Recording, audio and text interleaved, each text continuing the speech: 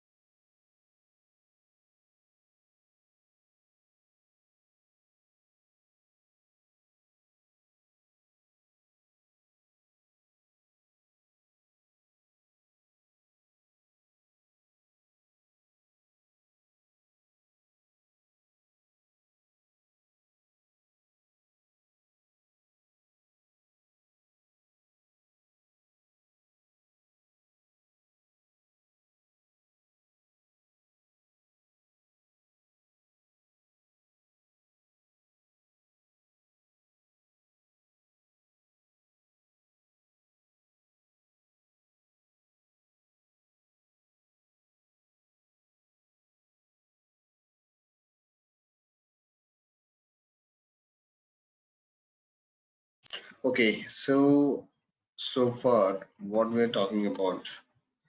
Yesterday we talked about configuration, right? How do we request for instance? And now let's go ahead and talk about user life cycle management. Before we lose, there's configuration, right? So how do we set up some configuration information? Okay, so how do we set up some configuration here? So if you go here in the left navigation, if you see this, there is some concepts like that you can set up here. So what we thought, this is a logo and this is a banner text and this is the colors of themes, right? So as part of the configuration, how do we configure themes here? If you click on this particular gear icon, if you come down into the developer, right, sorry, into the theme, you will see multiple themes available here. So black and white, Bilmy, blues, yeah, right, clean, right? So there are a bunch of themes that are available at the moment, right? You can go ahead and switch it to different themes here, right? And like this, there is these number of themes that are available here, right? So now, if you feel that existing theme that is not compatible, so then you wanted to change it to something else, then what you need to do here is go to basic configuration UI 16.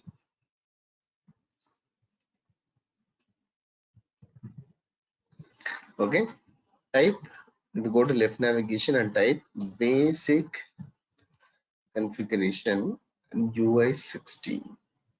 If you see this, right, so here you will see a bunch of options like page header caption. The page header caption is something like this: service management. I'm going to add an exclamatory mark here, so that will get updated there. You see the exclamatory mark that is get updated here, right? And the system time zones for all users unless overridden in the user record. So what does that mean? So if you create a user, right, if you create a user, irrespective, we have an option while creating a user, we need to select a time zone, which time zone the person is from. Okay, in case if you don't select a time zone, by default it will be Los Angeles America time zone. Okay, and that you can change it, so whichever the one.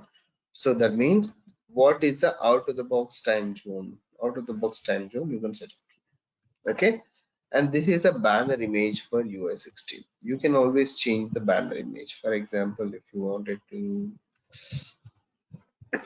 to change a PwC logo,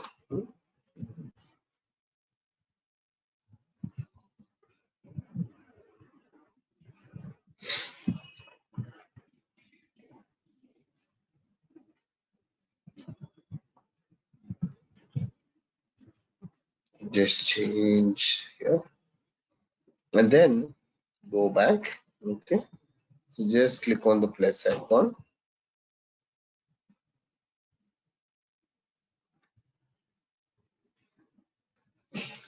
rice water. Okay, we captured the web page. Huh? Just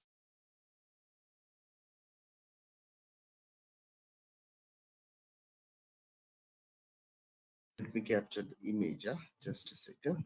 Okay, so save image as. Okay, this is going to SVG. That's fine. We can also have an SVG there, right? Save image as.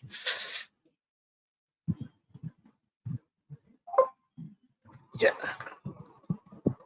Okay. Then you are going to upload this.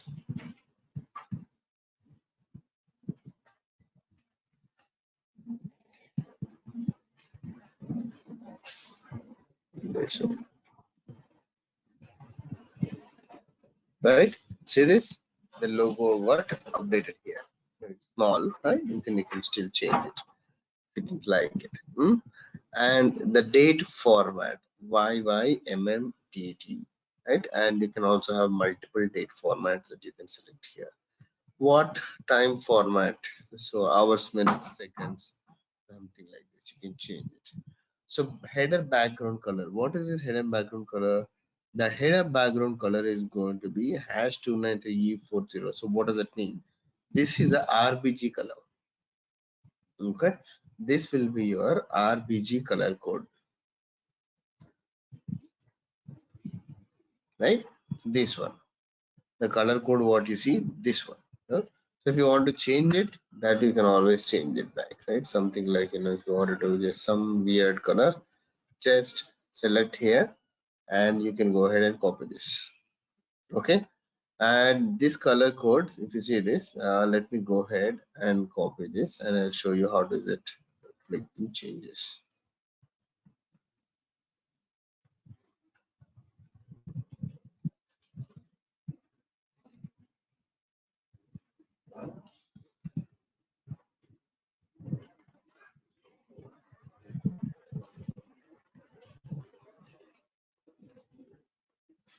Yeah, something like this weird, right? So like this you can go ahead and change it. Now if you don't want, I want to change it to back, just change a different same color that is mentioned here. Go back and right, so something like this. You always change the color what you wanted to. Something like, this is a banner text color and this is a header divide strip color, right? So you can always play around in case the existing themes, you didn't like the existing themes, right? So that's one thing. Okay, come down. Now the password complexity, right? So the password complexity, how we can set it.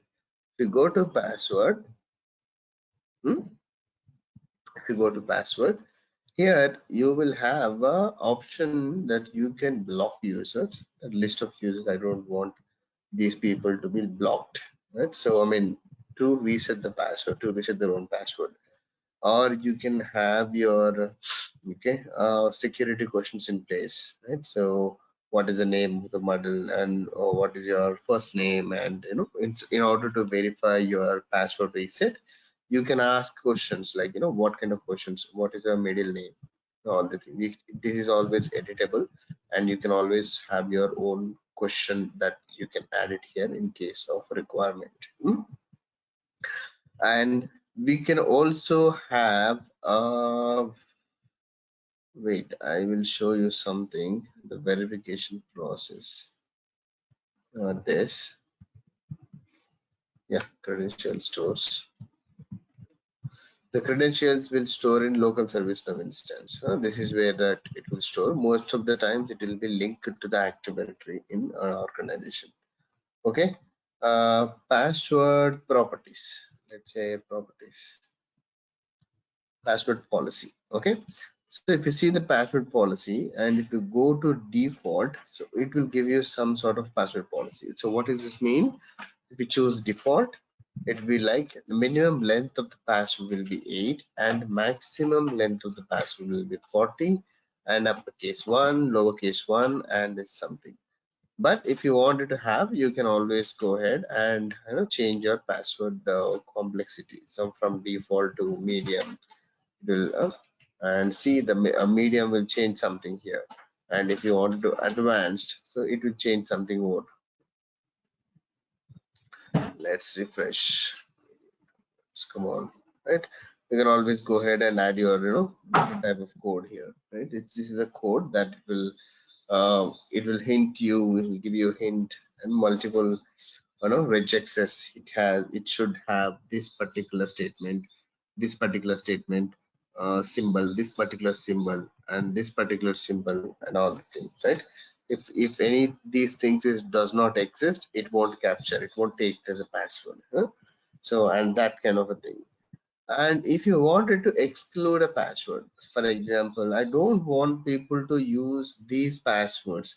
Most of the people use this welcome 123, or hello world 123, or some sort of a regular expressions password, right? So these are all weak passwords. You can go ahead and add your weak passwords here, so that passwords will be excluded from the list. So you cannot change it to that password, the welcome 123 or spring 123 or password 123, something like that. If you have a list, so when user try to reset the password, they will not be able to reset the password with the excluded passwords. Yeah, it's a password policy and excluded policies. Okay, that's about the basic configurations and all the stuff, right? I'll give a pause. If you have any questions, please let me know.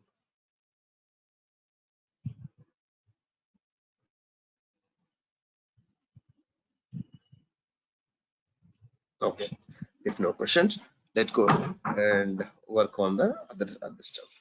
So that's about the configuration, right? So configuration, after configuration, then you would go with the user life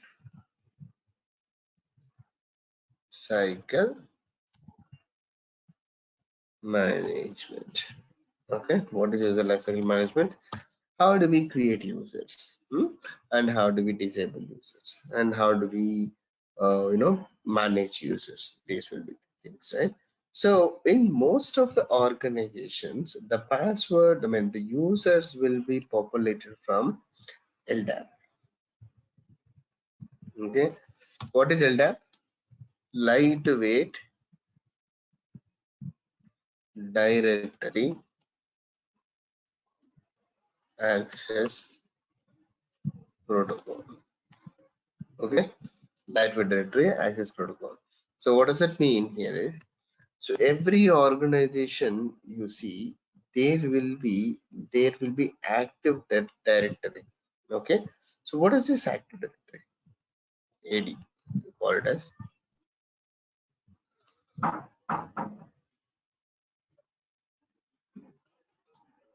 What is this active directory? Active directory is a database, kind of a database, or you can also call it as is a directory services. Okay. Active directory is a directory services which stores, okay, which stores all the all organizational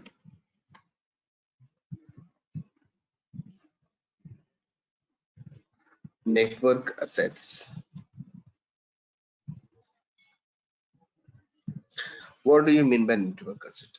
Your network asset can be your user account, right, which will use to log into your network, your laptop or your computer, right? So that can be your computer, and that can be your the mobile devices, that can be your security groups, anything, right? So everything will going to be in store of active directory. So how does this work, right? So for example, if you go to MS Paint, I can draw something.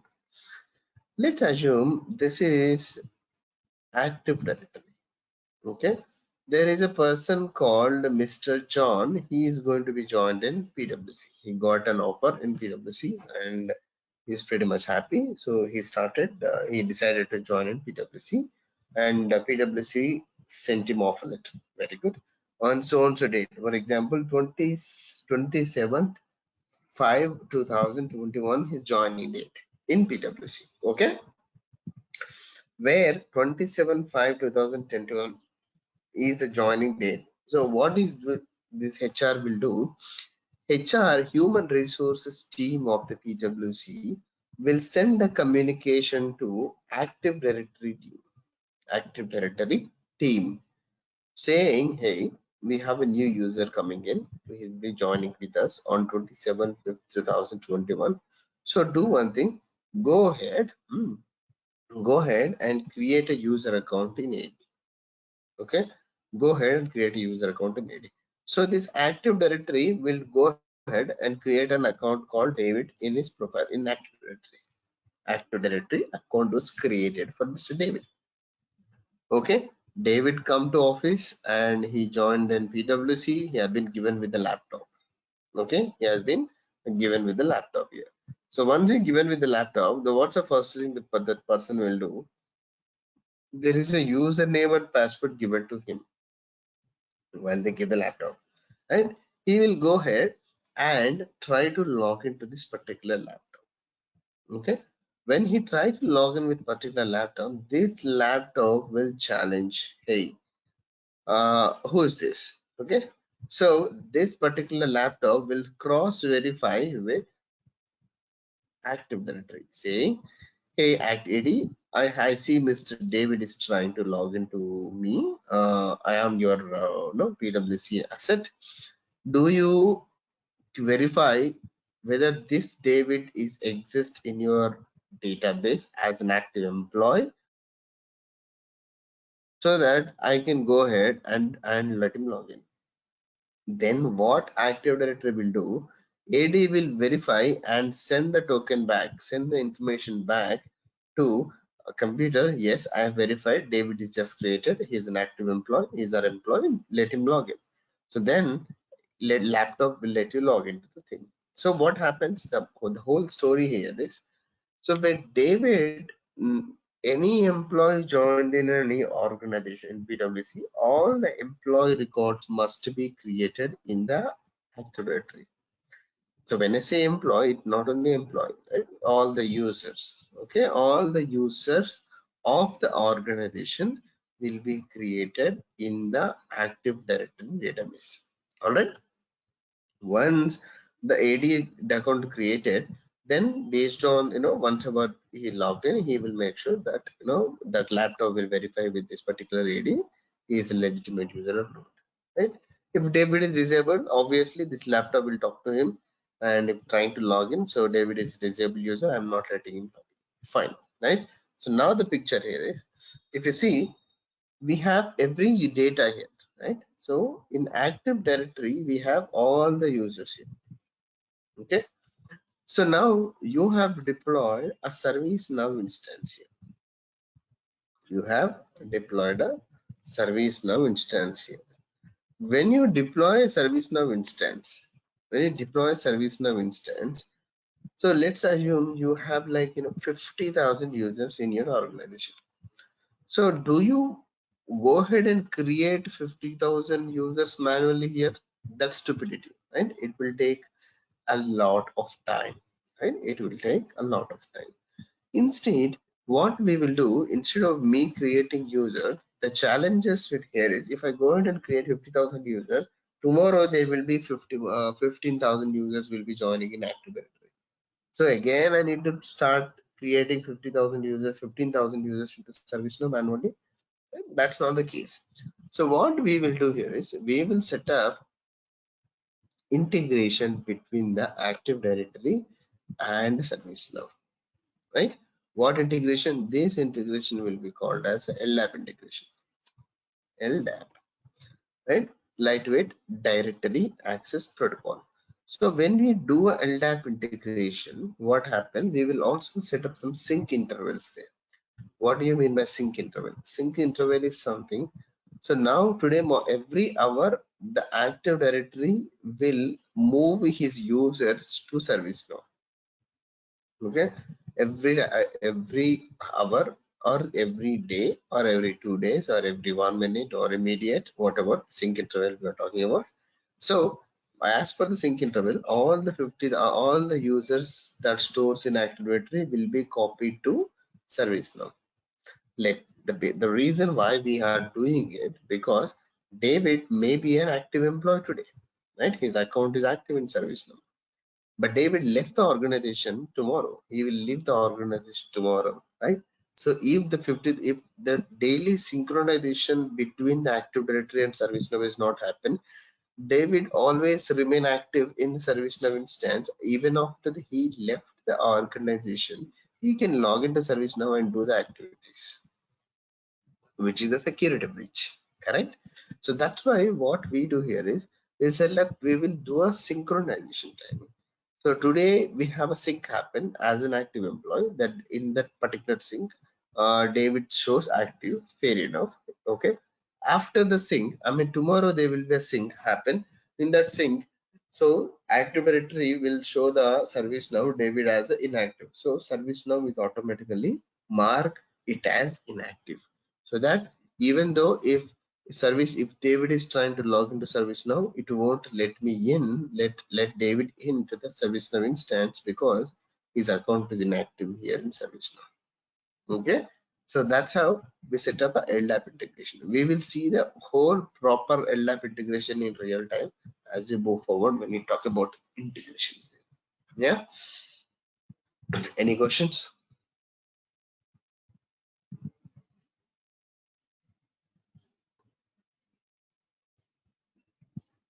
Okay, all right. So now moving on to the next phase, right? So that's about the LDAP integration. But how about the manual creation, right? Manual creation that we will do with the ServiceNow. Now the next question is, where is all users? Stay in ServiceNow. In ServiceNow, data will be stored. Data will be stored in their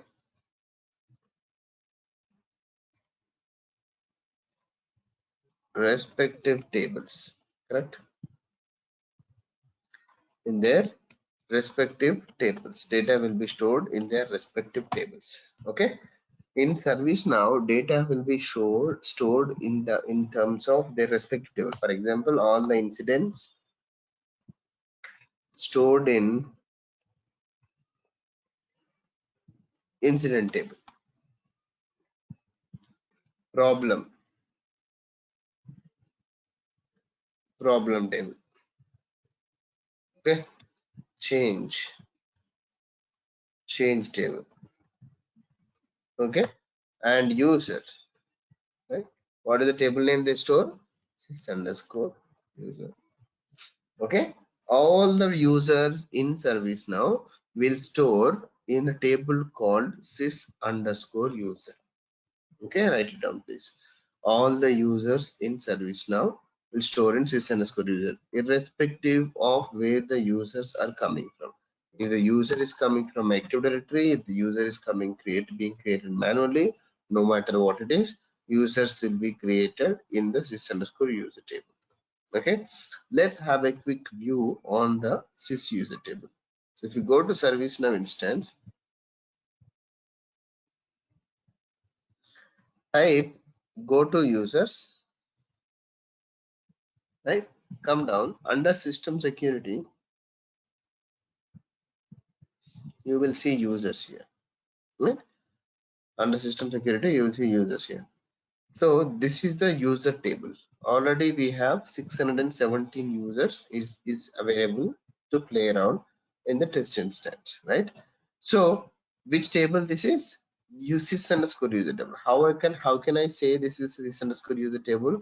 And always remember, if you ever feel like identifying the table name of this particular place, there is two ways that you can identify. One way, the simplest way is go to link. You see the link here? In the link, you see this table name. This is the table name, right? This is the table name. For example, if you go to incident, now you're seeing this user, right? If you go to incident,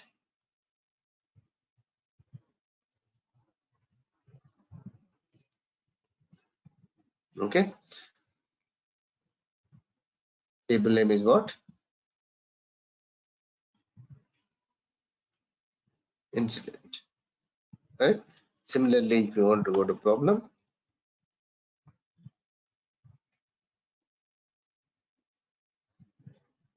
this is problem, right? This is a problem. So that's one way of identifying this thing. Now there is another way that you can tell. You can identify which table, right? So go to right click on this particular any place here, here, here, here, anywhere. Right click, configure, hidden table.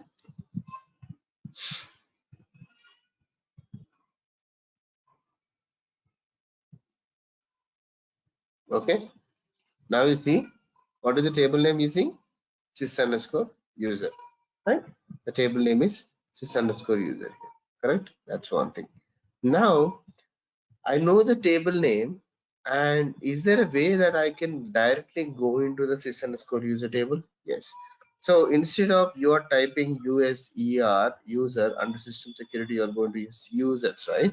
So if you know the table name, simply what you will do, sys underscore user dot uppercase list will open the user table in a new tab.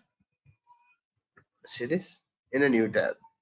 Or sys underscore user dot list open the user data in or the user table in the same tab, right?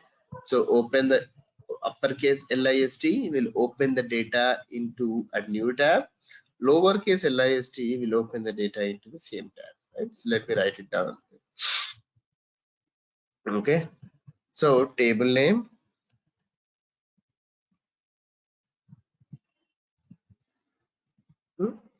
dot list opens the table in same tab, okay, or table name right? Dot uppercase list open table in new tab. Open the table in new tab, right? So that's what it is. So this is how it looks like, right? So I already have 617 user records existed here, right? So if you go to existing user record, right? So let me create a new user record. That'll be easy. Click on new, and you can do that. If you feel that, let me show you something.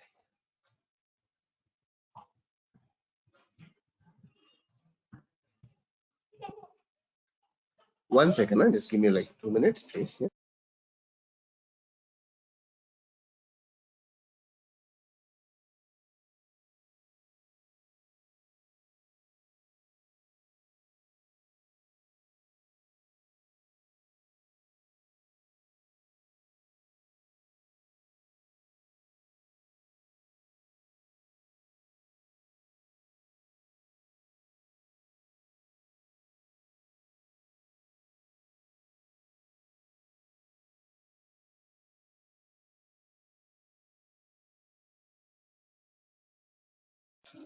Okay, so this is, so one thing what we can do here is sys underscore user list this, and you can hit on new. That will open the same open the new record where we can create a new record there, right? Or you can also create a new record like this.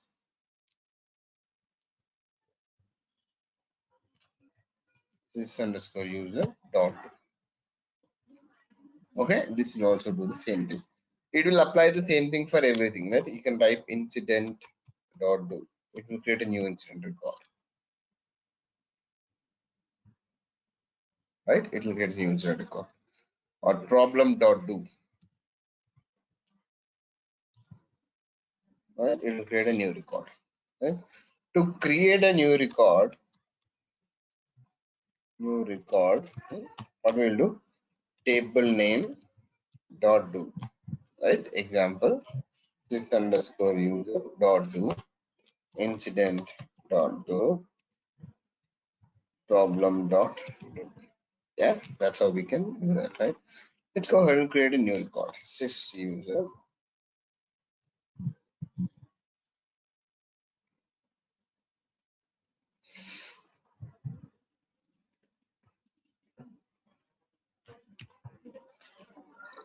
Come on.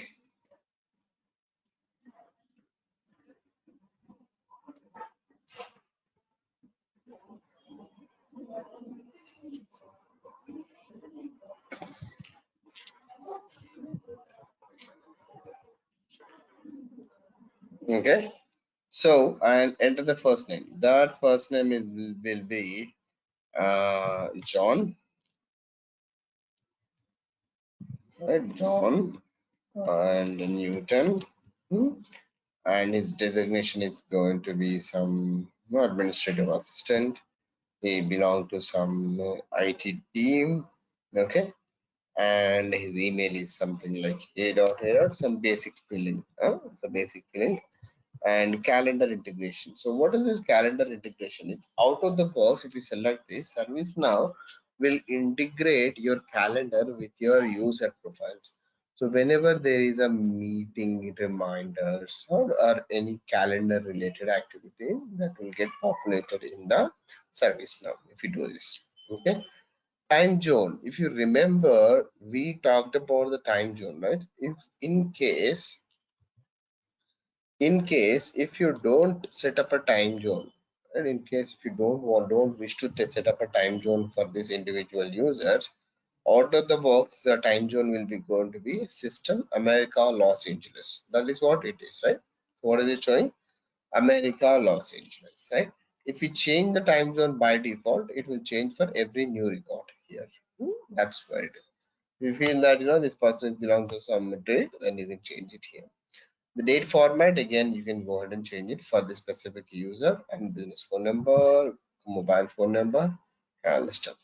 What is about this user ID? Always remember, user ID is a unique ID which will be given to each of your users in your organization. If you have an ID, that ID will not be assigned to any of the user in your organization, right? So let's say I have a J Newton, and there will not be any J Newton because the user ID will be unique. There will not be any duplicate accounts, right? So if ID is coming from Active Directory, okay, so what happened? Active Directory will follow a first letter of the first name, ID, first letter of the first name, and entire last name. This is the format what it uses. Vijay, what happen if tomorrow there is a user called Mr. Jonathan Newton is coming to the office? Then it will try to create a J Newton. So it identifies, oh, J Newton is already exist. I think I'm not going to create J Newton. So let me go ahead and create a JO Newton for Jonathan Newton, right? Unique ID. The user ID will be always unique. Okay. Now the password needs reset. If I select a password and if I select this two, what happens here is this will behave as a one-time password. Right? If I type 12345 in the password and I select a password needs reset, what happens is when John Newton tried to log in using as J Newton and 12345 and hit enter, what happens? It will ask for the password change. It will say, hey, system administrator want you to change the password, change it to your own password. That's what it does. Lockout. If a person is not logging into ServiceNow from past sorry, if a person is not if a past person entered 5 bad passwords, it will be locked out. Right? It will be locked out. Okay. And if a person is not logged into ServiceNow from past 90 days, we will keep it as inactive. Okay. Then what is this web services and integrational user? So this is a, if you are creating any service accounts within the ServiceNow, what do you mean by service account? A service account is something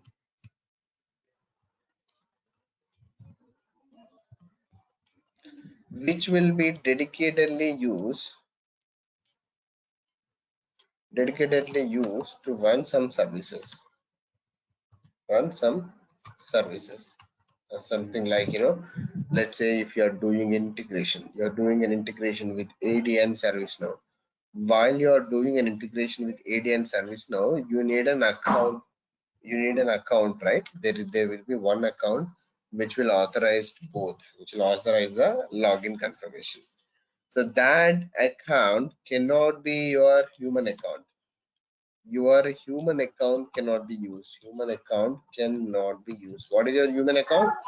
J Newton, right? Vijay and Amit, right? And these accounts cannot be used because Vijay will be here in today. Tomorrow he will resign and he leave the organization. So what happened? As soon as he leave the organization, his account will be disabled. When his account is disabled, integration will stop. So that's why people don't use human account. People don't use human account for the integrations, right? So for the integration, people always use service account. While they are creating a service account, you need to give these permissions, right? So web service integrational access and web service access or internal integration access. So what happens when you do this? This will not let the users use. This will not let the users use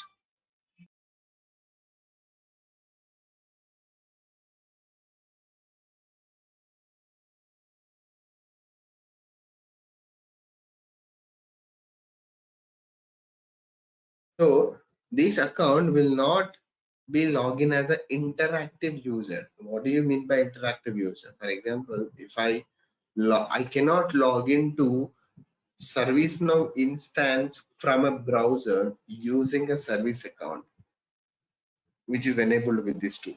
For example, let me show you something. Right? So save. I said 1, 2, 3, 4, 5 is a password, and I'm copying this link.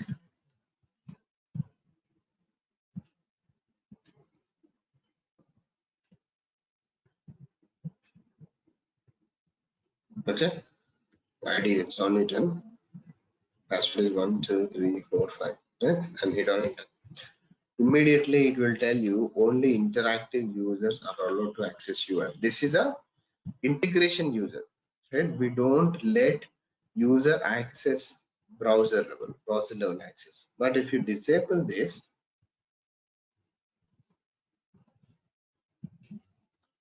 2, 3, 4, 5. See, I set up password, it's reset. Immediately it will ask me to change the password. System administrators require you to change the password. Right? What is the current password? 1, 2, 3, 4, 5. And I am setting up a new password.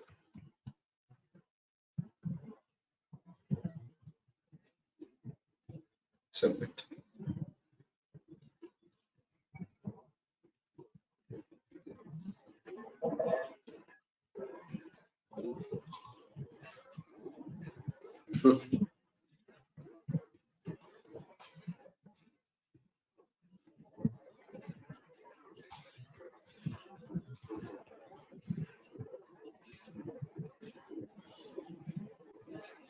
Right? John Newton logged in. John Newton logged in as his account, right? You can see his profile here. What is he? What is his account? What is his things and all that you can see here. Right? That's how we create users. Tomorrow we're going to talk about this thing. This is what is this and all. Any questions here?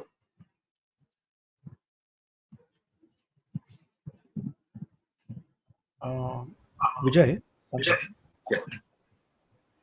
Vijay, I just want to know about the integration part. So how do we do the integration from between AD and, I mean, is it something which will be covered in integrations? Yes. Cool. Thanks.